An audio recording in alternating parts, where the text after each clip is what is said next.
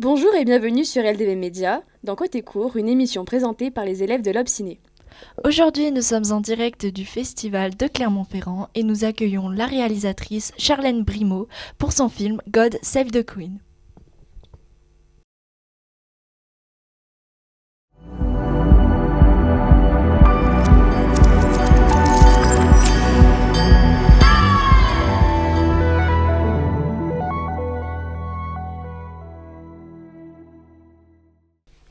Bonjour Charlène. Bonjour. Donc aujourd'hui, nous allons parler de votre film.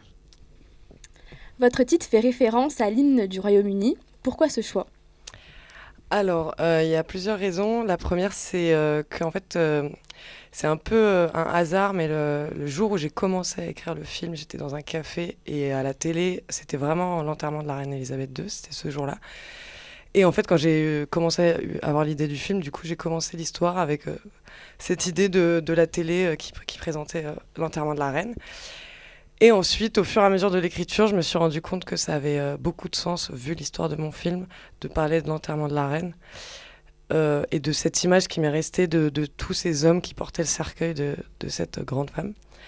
Et voilà, c'est pour ça que symboliquement, pour moi, c'était hyper important comme image. Et en plus, je trouvais que c'était un beau hasard, puisque le jour où j'ai commencé à écrire, voilà, c'était l'enterrement de la reine, vraiment. L'émission est reprise à la fin. Pourquoi revient-on au point de départ ?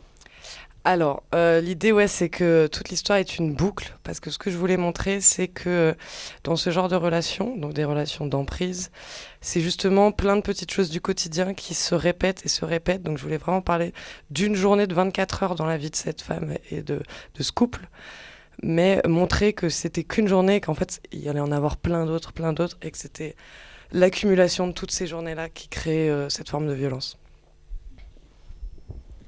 Nous avons remarqué que la bande-son du film est très minimaliste. Il y a très peu de musique et ce ne sont que des sons ambiants et du réel en fait. Quelle est la raison de ce choix ? Eh bien, justement, c'était vraiment important pour moi qu'on soit dans un univers très brut, presque à la limite du style documentaire, pour, pour ne pas rajouter de fioritures à la mise en scène. Il fallait vraiment qu'on sente les silences, parce que c'est aussi dans les silences que la violence s'infiltre. Et du coup, ouais, c'était vraiment important pour moi de ne pas en rajouter et que le spectateur sente, comme les personnages, ces moments de silence et ces moments de battement. Voilà pourquoi. Dans certaines scènes, la lumière donne une ambiance particulière, comme celle de la salle de bain avec le néon vert qui donne à Suella un air presque maladif. Est-ce que cela montre qu'il y a un vrai jeu de lumière dans le court-métrage ? Oui, tout à fait. Justement, ouais, on a voulu justement, comme au niveau de la musique, avoir quelque chose de très brut, mais on voulait aussi montrer que justement ces lumières dites naturelles appuient justement sur la fatigue de Suella. Donc, comme tu dis, au niveau de la salle de bain, cet univers très vert, moi, c'était vraiment très important que pour moi, on soit dans quelque chose d'hyper naturaliste, mais en montrant en fait aussi le côté moche du naturel. Et enfin, ça a fait écho à son histoire et à ce qui lui arrive. Voilà. God Save the Queen est axé sur l'univers et le quotidien de Suella. Serait-elle donc la reine du film ? Ouais, je pense on peut voir ça comme ça, oui, complètement. Et justement, l'idée, c'est un peu du titre aussi, finalement, c'est qui pourra la sauver. Peut-être que, bon, il y a dans l'histoire de God, est-ce que c'est Dieu, est-ce que c'est le destin, ou est-ce que c'est elle-même ? Et je pense que, justement, ce que je veux montrer, même si c'est une fin quand même un peu ouverte, même si je veux parler de cette idée de répétition, c'est que petit à petit, elle va réussir à s'en sortir en faisant un pas, puis un autre, puis encore un autre.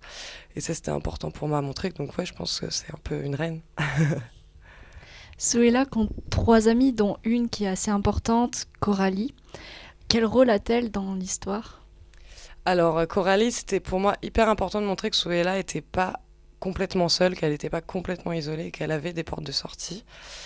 Et donc, c'est sa meilleure amie qui comprend plus ou moins ce qui se passe, qui comprend que ça va pas avec Sam. Mais leur amitié fait qu'elles ont une certaine pudeur entre elles, donc elles se parlent pas frontalement des choses. Et Coralie, je pense, comprend que ce n'est pas en disant à Suella quitte-le, c'est un connard, qu'elle va le faire, qu'elle comprend que la complexité de la chose et que du coup elle passe par une autre manière, c'est-à-dire de la soutenir tout le temps, mais sans prendre trop de place dans cette relation. Et je voulais montrer aussi que malgré le fait qu'on soit très entouré, on s'isole malgré nous dans ce genre de situation, même si on n'en a pas envie et on n'arrive pas aussi à le dire même à nos meilleurs amis, à nos amis les plus proches. Ce qui nous arrive dans ces cas-là parce qu'on a honte beaucoup. Et du coup, Souhela, elle a honte de ce qui lui arrive, elle a honte d'être tombée là-dedans, parce qu'elle est quand même assez lucide sur ce qui lui arrive. Et du coup, ouais, le personnage de Coralie était important pour moi pour vraiment montrer qu'elle n'était pas seule. Et donc, ouais, le personnage des autres amis aussi, et du père, montrer qu'elle avait plein de portes de sortie et qu'il y avait des possibilités à ce qu'elle s'en sorte quand même. L'ensemble du court-métrage se déroule dans son appartement. Nous pensons que ce n'est pas anodin. Donc, pouvez-vous nous en dire plus ? Oui, c'était important pour moi que ce soit un huis clos, encore une fois pour montrer cette idée d'isolement. Et puis aussi justement que l'idée, et d'ailleurs c'est aussi l'idée de la télé finalement, c'est que le monde à l'extérieur continue de tourner, continue de vivre. En plus c'est l'été, on voit un peu des jeunes jouer dehors à un moment et tout. Et elle est toujours enfermée. Et je trouvais ça hyper intéressant elle-même, alors qu'elle est toute seule, parce qu'il y a des moments où elle est toute seule, il n'est pas là, elle ne sorte pas, à part ce petit moment où elle descend les escaliers pour aller voir son amie, mais elle reste quand même dans le hall, elle sort jamais. Et ça, je trouvais ça hyper intéressant qu'on parle, enfin que l'appartement devienne aussi sa propre prison, son propre donjon presque. Et ouais, du coup, c'était vraiment, enfin, l'idée du huis clos est venue directement à l'écriture. Je voulais vraiment faire un film comme ça qui nous étouffe, quoi.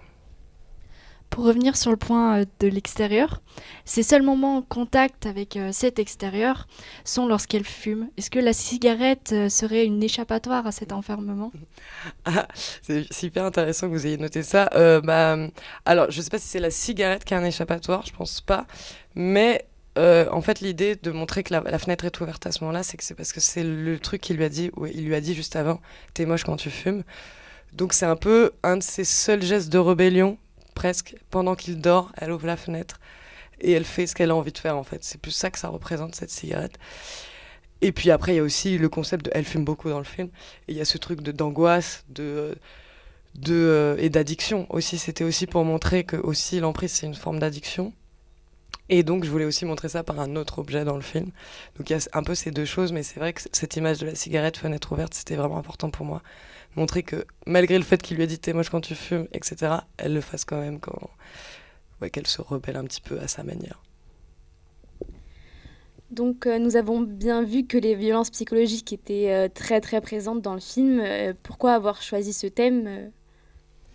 Alors, il y a plusieurs choses. Alors, moi, déjà, ça part d'une histoire personnelle, mais c'est surtout que quand j'ai commencé à parler de ça à d'autres femmes, mais d'ailleurs aussi à d'autres hommes, je me suis rendu compte à quel point, enfin, du nombre de personnes à qui c'est arrivé, et à quel point on avait tous et toutes du mal à dire ce qui s'était vraiment passé, parce que c'est insidieux, c'est pas des violences physiques. C'est pas non plus des insultes horribles, c'est juste des micro-événements qui, accumulés, créent de la violence et créent du contrôle l'un sur l'autre. Et donc permet pas d'épanouissement, etc. Et c'est quand j'en parlais et que j'ai recueilli plusieurs témoignages de plusieurs personnes, et on n'arrivait pas à dire qu'est-ce que c'était qui faisait pourquoi on partait pas, pourquoi on restait. Et au fur et à mesure de nos discussions, on se rendait compte que oui, c'était que des micro-événements, et c'est ça que j'ai voulu montrer dans le film. Je trouvais ça hyper intéressant de montrer ça au cinéma. Des choses que justement on n'arrive pas à dire dans la vraie vie, qu'on peut peut-être montrer du coup. Et c'est comme ça c'est de ça dont vient l'idée du film. Voilà. Merci Charlène pour cette interview, et nous nous retrouverons dans une prochaine émission de Côté Court Sur LDB Média.